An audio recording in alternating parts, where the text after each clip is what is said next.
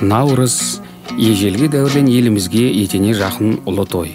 Ертеңгі күні үшін ата-бабамыздың қаны тамған ұлы әже анамыз жанын салған өрелі тәлім тәрбие, өнегелі өркениет ұстанымы.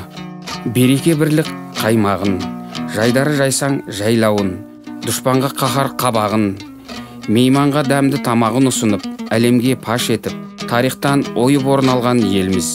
Жасампаз еліміз, иә, мәңгілік тұғырымыз биік, ғұмырымыз ғұрып қалыппыз.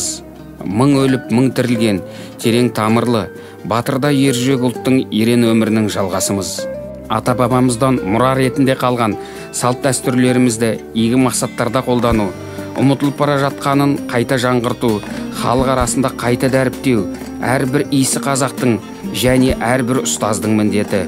Ендеше халқымыздың ғасырлар бойы жасап кеткен тарихы бүгінгі ұрпақ үшін баға жетпес қазына, асыл мұра. Сол мұраны қызғыштай қорып, келешек ұрпаққа жеткізу әрқайсымыздың парызымыз. Құрметті ұстаздар қауымы, бала ертеңгі өмір шырағы болса, сіздер шырақты аялап күткен қызметшілерсіздер. Лайым ұлттық мүддені өзінен жоғары қоятын, өз елі мен туған жерін шексіз сүйетін, ата дәстүрді терең меңгерген жастарымыз сіздердің аялы алақандарыңыздан қанаттана берсін. Ұлыс оң болсын, еліміздің ортақ ниетіне береке бірлік қонсын.